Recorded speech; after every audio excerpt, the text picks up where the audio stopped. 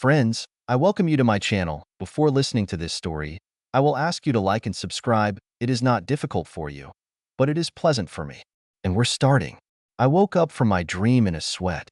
I was still very confused, dazed, and angry, not in the right frame of mind to find the right partner. Many of my ex-wife's friends seemed eager to comfort me, but I thought it was creepy. Whenever I looked at them, most of them were married. I saw her. Plus, having just ruined my marriage, I didn't want to do this to anyone else I knew. In fact, these are all just excuses.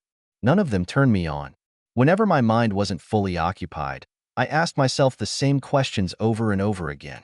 What made her stop loving me was that all her friends thought I was handsome, and in fact I was prettier than she was. I have the same weight I had when I graduated from college more than 30 years ago, with almost the same muscle tone. I have all my hair. I'm rich, and I thought I was paying attention to her. And of course, I never missed a birthday, anniversary, or any other special event. My two adult children supported me, but unfortunately it didn't help much.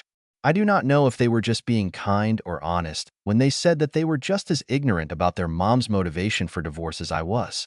However, at several family meetings after the breakup, they seemed to be more distant from their mother than in the past. Anyway, as soon as my questions went unanswered for the 100th time, I noticed a car in distress on the side of the road a few kilometers from my house by the lake. There seemed to be a mother and two small children there. I stopped to help. "Hi, my name is Rob. What happened?" I said, walking up to the stopped car. Mom turned to face me, and there were tears in her eyes. Unconsciously, I evaluated her, and then chastised myself for considering the young mother as a potential partner. She was probably 175 to 180 centimeters tall, with curly blonde hair and too much makeup. She was probably 25 years younger than me, wearing cut-off jeans, sandals, and a tank top. Her face was quite ordinary, but except for her narrow hips, she had all the signs that she had a gorgeous body. "My old junk just stopped," she replied, wiping a tear from her cheek. "Did you call a tow truck or the traffic service?" I asked innocently. "No, I don't have a cell phone. Besides, it wouldn't do any good because I don't have the money to pay for a tow truck, let alone fix my car," she replied, and her voice began to break. "Oh," I said, embarrassed. "Maybe I can get it started," I continued, not knowing where it came from, since I'm about as astute in mechanics as a baboon. "Thanks. By the way, my name is Kaylee," she said, her voice starting to come back to normal as she held out her hand. "Nice to meet you, Kaylee," I said, shaking her soft but strong hand. Her young children in the back seat of the car obviously didn't hide when people passed out because they immediately joined the conversation. "Hi, mister, I'm Jonah," called her little boy, who looked to be about 6 or 7 years old. "Are you going to fix our car?" "I'm Faith," her probably 5-year-old blonde daughter put in.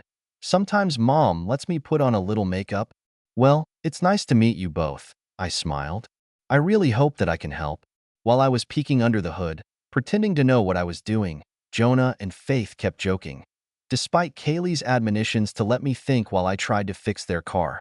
No matter how non-mechanical I was, it was obvious that there was a serious problem. It looked like a burnt-out gearbox.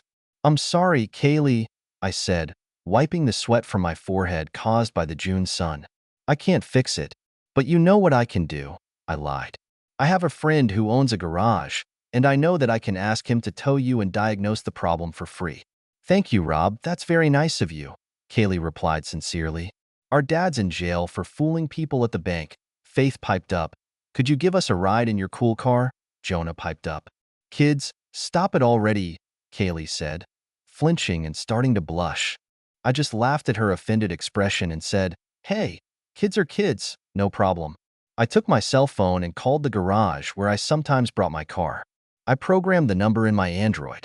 I moved away so Kaylee couldn't hear my conversation, since I had only met with the manager twice and wasn't even sure I remembered his name, and certainly couldn't ask him to tow Kaylee's car for free. But Kaylee was a girl in trouble, and her kids were incredibly sweet, so I had no problem paying for the tow and inspection. After receiving assurances from the manager that he would charge me for his services and not tell Kaylee anything about it, I smiled broadly and told Kaylee the good news. "The tow truck will be here in 10 to 15 minutes. They will tow your car and diagnose the problem for free." She looked relieved and worried at the same time. All the time. Until the truck arrived, I was chatting with Kaylee's kids. I tried to get as much information out of them as possible, while Kaylee tried to keep them from revealing all the family secrets. It has been more than 20 years since my son and daughter were little, and I have enjoyed communication immensely. As I said earlier, with the exception of her slim hips, she had a great body and a pretty ordinary face with excessive makeup. However, she had intangible qualities that were simply off the scale. The way she moved her legs and arms, the way she pushed strands of hair off her face, the way she smiled, the way she laughed, she intoxicated me. Just before Kaylee probably noticed that I was staring at her, fortunately, a tow truck arrived. The driver dutifully started loading Kaylee's car while I led the kids to my car to take them and Kaylee to the garage. We had a little more friendly chat while we were driving to the garage for the tow truck, and after first going to the manager to give him my credit card to assure him that Kaylee would not be billed or notified of the arrangement, I sent her to talk to him. While Kaylee was talking to the manager, I continued to get information from her children. Anyone who has dealt with children between the ages of 5 and 10 knows that although their view of things may be strange, they do not lie. And as long as they do not view you as a stranger, they strive to answer all questions, even if their parents forbade them to do it. From the children, filtering out some things that were obviously misconceptions on their part, I learned. In fact, their father went to prison right after Christmas because he deceived bank employees, as well as many members of the public. They visited him about once a month. Their mom cried a lot because she couldn't buy them what they wanted. Santa Claus was so busy that he didn't have time to give each of them more than one Christmas present, and that they didn't like living in the apartment complex they lived in because there weren't swings like in their old house, and there were some weird neighbors. After talking to the garage manager for 10 or 15 minutes, Kaylee returned. The manager was very nice, but not very encouraging about what might be wrong, she told me. He said that by the end of tomorrow he would find out what the problem was, and then he would call with an assessment.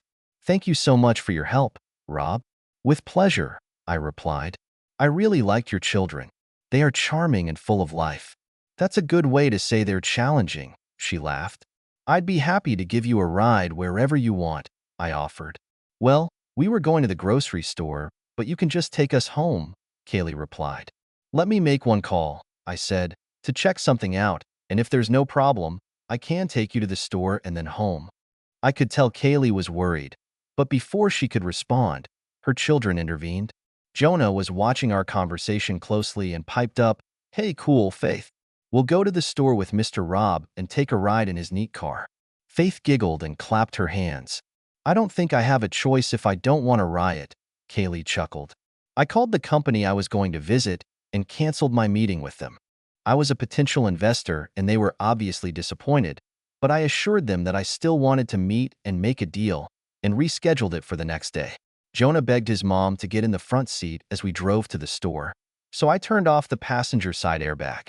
Faith was too small to get out of the car seat, so she stayed in the back, much to her disappointment.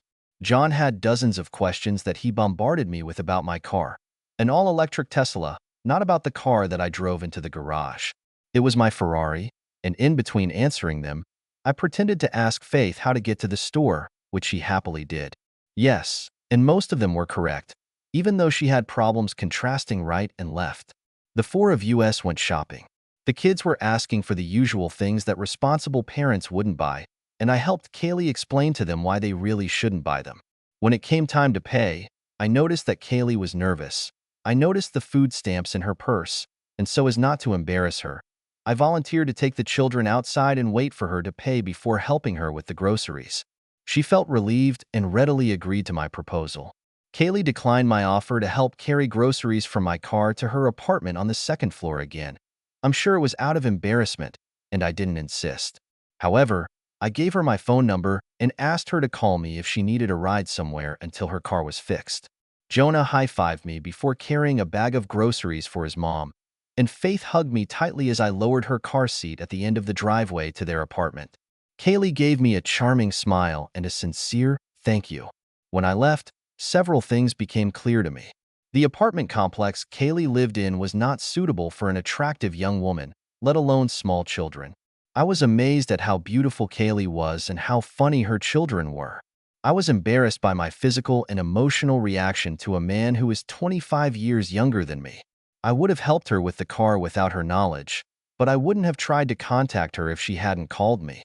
If she had called, I would have done everything I could to fix the relationship. I talked to the garage manager again and convinced him to call me before calling Kaylee as soon as he found out what it would cost to repair her car. He actually called around 4 p.m. the day after I met Kaylee and told me he needed a new gearbox and belts, but otherwise he was in decent condition considering his age. He went on to say that he could get the gearbox repaired if Kaylee could wait a week, which would cut the cost in half. I asked him to give Kaylee an estimate of $99 so that she would fix it if she waited a week. Otherwise, it would be $500, and I would pay the rest over $99. I knew it made it more likely that Kaylee would call. I was thrilled when Kaylee called me the next day. "Hi, Rob, this is Kaylee." "Hi, Kaylee, have you heard about your car yet?" "Yes, the good news is that it will only cost $99, and I will be able to pay it when I receive my next Social Security check. But it's going to take a week, and tomorrow I have to take the kids to their pediatrician, and I really can't reschedule the appointment because it's so hard to get an appointment with Medicaid." "Is that really what you meant when you said you could help?" "Absolutely. What time do you need me? Could you pick us up at 10 o'clock in the morning?" "Of course. How long do you think it will take?" "It may take 2 hours. You could leave, and I could try to find another way home. I'll have a decision tomorrow. See you at 10 o'clock, Kaylee." "Thanks, Rob." My solution was to buy her a disposable phone with a $50 prepayment so she could call me when they were done, because no matter how much I loved her and her children, there was no way I would wait in the doctor's office for 2 hours. She was very pleased with my gift. She knew how to work with it because she had one before her husband was sent to jail and her finances collapsed, so I picked her up when they were done. I invited her and the kids to dinner, which they left her no choice but to agree to. For the next few weeks, I tried not to rush Kaylee, always involving her children in various activities. They especially enjoyed the 2 days they spent at my lake house, tubing, kayaking, and otherwise having a great time. Although my impulse was restrained, I still did one provocative thing. Kaylee didn't have a swimsuit, so I bought her a bikini. I apologized profusely when she put it on, as it left no room for imagination, telling her that it was what the saleswoman recommended. She laughed it off, since I also bought her a mask, but I have to say that in a bikini she could have caused an erection in a dead man. About 4 weeks after I met Kaylee, I went to her house to take her and the kids to the lake for another day. Since she didn't seem to want me to come to her house as usual, I called both her landline and the disposable cell phone I gave her when I went outside. No one answered any of them. This worried me, so I went to her apartment on the second floor. Standing outside the door, I heard 2 men shouting, and what they were shouting about alarmed me. I pounded on the door as hard as I could, shouting, "Kaylee, open up, it's time to leave."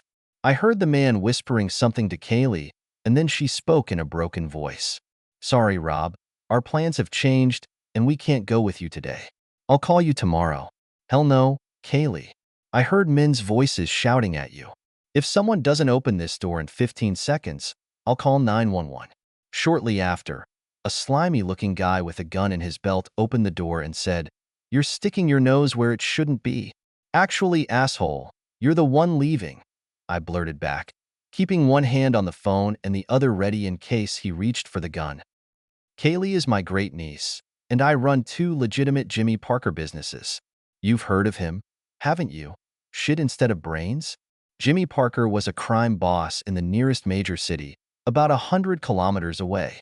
Of course, I didn't actually run his 2 businesses, but I knew him from the charitable advice he was trying to use to improve his image, and he knew who I was. The slug's face turned ashen gray when I said that. Without giving his pea-brains time to think, I quickly continued. "I've got Jimmy on speed dial, and as soon as I press that button, you're finished. Now I'm coming in, and you're leaving." I quickly walked past him. I was glad to see that the children were not in the main room and that the bedroom door was probably closed.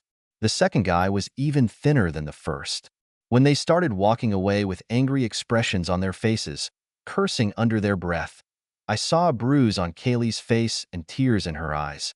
I picked up a bottle of wine that was on the counter, hit the second guy on the head with it, and then hit the first guy on the nose with it, obviously smashing it. I grabbed the barrel of his gun as he grabbed the handle and turned it, breaking his thumb and making him cry out in pain. You broke my damn nose and thumb, you bastard. The first slug continued to moan, lying on the floor in pain. The second guy was unsteady, but not unconscious. I turned him over and I didn't find a weapon on him, and then I dragged him out the door and threw him down the stairs.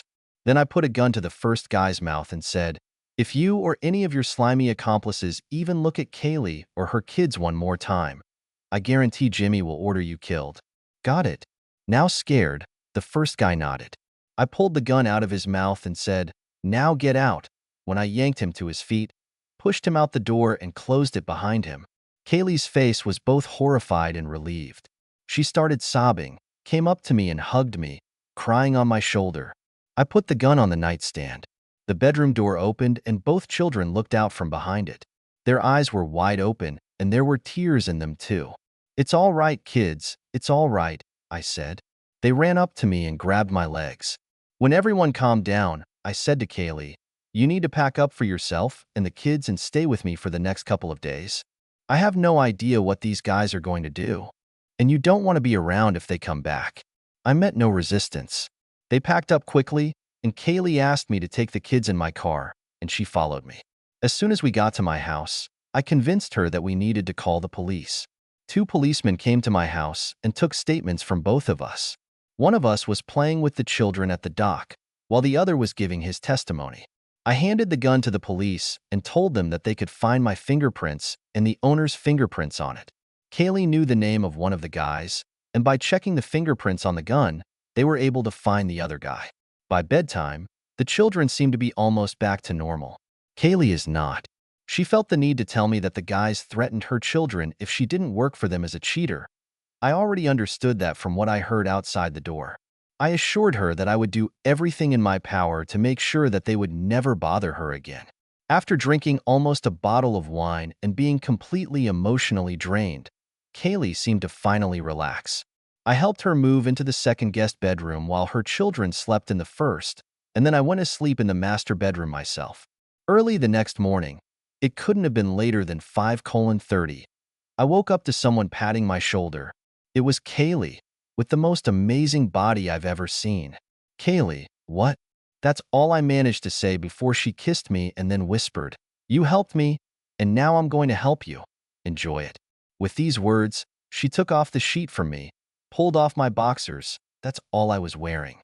It took her only 10 seconds to do it properly, and despite my hesitant, actually, it was more like 1/10 of sincere objections, she straddled me soon after.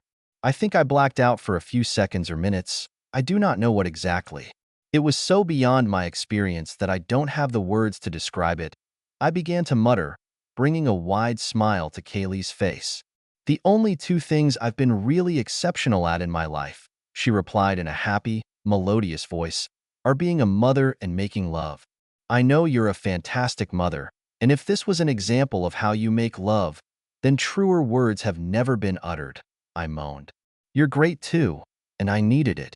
While I was cooking breakfast for Kaylee and the kids, she and I couldn't stop smiling. The children enjoyed spending the night, and I promised to take them to the amusement park, hoping to completely erase yesterday's trauma from my memory. After a long, fun day of roller coasters and eating hot dogs, Kaylee and I put the kids to bed, and then I told her we needed to talk. "Kaylee, as you have undoubtedly already realized, I really, sincerely care about you, and I love your children." She smiled broadly. "I'm concerned about what happened in your apartment. I'm worried that you and your kids are living there, and I'm worried that you don't have the means to continue being a super mom. I'd like you and the kids to move in here with me." In response to Kaylee's half-sly, half-puzzled look, I quickly added, "But I'm not asking you to sleep with me until we get your husband's approval." This seemed to really puzzle her. "What? What is it?" she asked.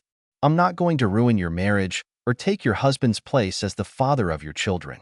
The breakup of my marriage was very painful for me, but I hope that I can get your husband's approval just to calm my conscience, because I would like nothing more in my life than to sleep with you every night. That's if you agree." Since she was obviously going over everything in her head, I didn't give her time to speak again. After a long pause, I finally let Kaylee speak. "Rob, it's unrealistic for us to live in the same house for more than a few days and not make love. I really like you, And I had as much fun this morning as you did. That's impossible, I interrupted, which was quickly followed by, I'm sorry, please go on. I know that if we live here, my children will have a much better life. It's crystal clear. And I would be a terrible mother if I didn't try to give them the best. But despite the fact that my husband is a fraud and sometimes a complete ass, I agree with you that we need his approval. When can I see him? I asked enthusiastically. Visiting hours are this Saturday, and I plan to take the children there. We can talk to him first, then you and me together. Stay here until then, Kaylee, I begged. With that, Kaylee got up, came over to me, wrapped her arms around my neck, gave me the most passionate kiss of my life, and then said, We'll stay, but you need to lock me in my room for the night. Otherwise, I can't guarantee that this morning won't happen again. The 3 days until Saturday seemed to drag on for a month. I was completely consumed with the idea of using Kaylee again, but I wanted it to be as adult as possible under the circumstances, so I just suffered. I had an unfinished matter to settle before we visited the prison.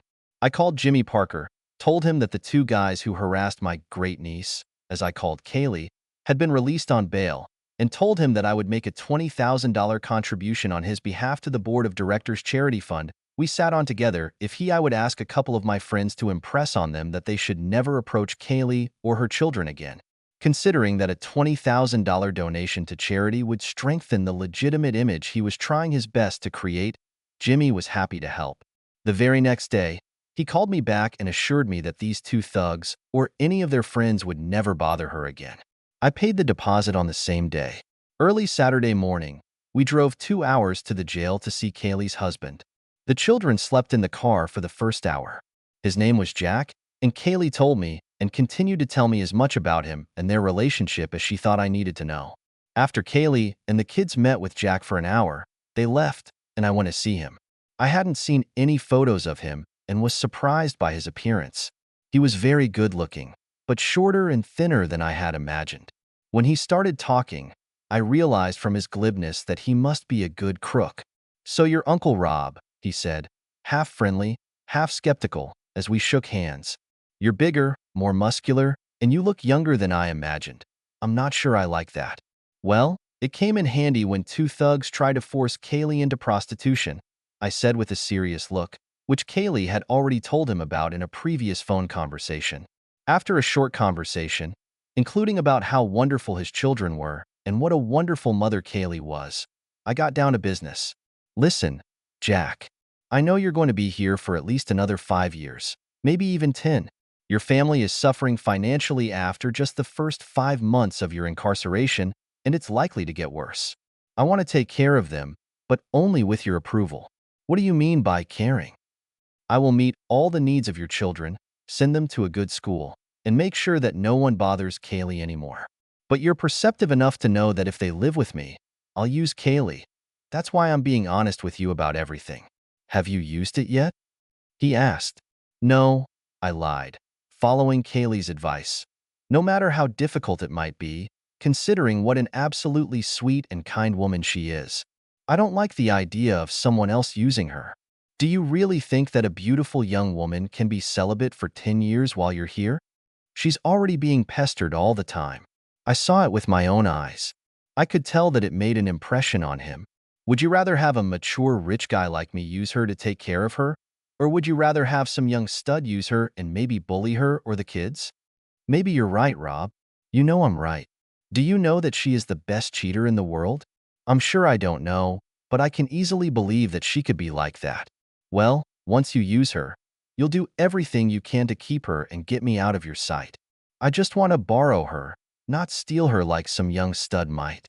However, to calm you down, I have a suggestion, I said. I'm listening, Jack replied. If she divorces you for any reason, regardless of whether I have anything to do with it or not, while you are in custody, I will pay you $100,000. We will sign an appropriate contract. In addition, I will invest enough money in a trust fund that you and she will jointly manage so that both your children will graduate from college, no matter what happens to me. Kaylee and I never finished high school, and you're sending our kids to college? He blurted out. Yes, I replied. Jack's eyes widened for a few seconds.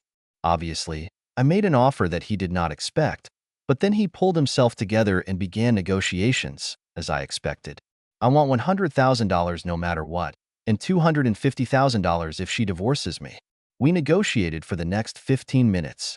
I knew that I would eventually agree to everything, but he didn't know that, and I wouldn't have gotten rich without being a tough negotiator. In the end, we shook hands, making a deal.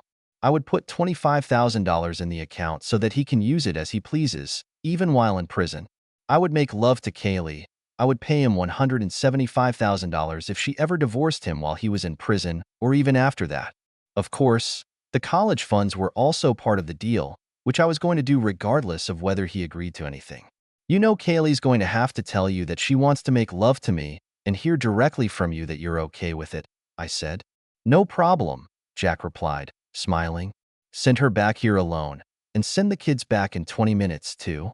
When we got out of prison, we were all as happy as we could be. The children were happy because they saw their father, and he told them that he didn't mind them living in my house until he came out, provided they didn't mind. They applauded so loudly that the guard had to calm them down. Kaylee was happy because she and the children would be taken care of, and she would become my borrowed wife, so that she could make love to me without cheating on her husband. I was happy because I really enjoyed the company of John and Faith, and because Kaylee, as far as I could tell, was the hottest woman on the planet. Despite my request not to do this, Jack told Kaylee about the bonus if she would be my best lovemaking in life. Do you want me to save you $100,000 just by doing all the necessary things? She asked slyly that night, biting her thumb. I already know that you are the best in the world, and I have no intention of deceiving Jack, so I would love to repeat our first meeting. She smiled slyly and took me to bed. Since Jack couldn't take phone calls from anyone other than his lawyer, except for certain hours once a week, I asked his lawyer to call him and get me. I told him that he was absolutely right about Kaylee, instructed his lawyer to prepare the necessary papers at my expense, and heartily agreed with him when he ended the conversation. You're just a lucky bastard, Rob. Truer words have never been uttered, I replied sincerely. It's been over 2 years since I made a deal with Jack. My life has been the best it's ever been, and except for writing this story, I've never even thought about my ex-wife. Kaylee's children do well at school and enjoy playing football and basketball in the entertainment leagues. When my children come to visit, they treat Jonah and Faith like their younger siblings. Both of my children are happy that I live with someone else's wife, but sometimes I get jealous of the looks my son throws at Kaylee. Haha, he's no different from any other man. Kaylee likes that she doesn't have to worry about where she's going to eat next, and she's thrilled that she's not getting paid for Social Security and Medicaid. Now she gives money to the community by doing charity work when the children are at school. Kaylee now wears her beautiful shoulder-length blonde hair and puts on quite a bit of makeup. This makes her face look almost as amazing as her body. More importantly, Kaylee is not just a goddess, but a kind, caring, wonderful woman and a truly special mother. I am madly in love with her, although I try not to admit it to her. I know that she probably loves me too, not only because I'm great with her kids, but also because she likes to spend time with me one-on-one, and she seems to get almost the same pleasure. I really don't know what will happen when Jack is released in about 3 to 8 years and wants his wife back. All I know is that I no longer dream of using Kate Upton, because in real life I have something better. End.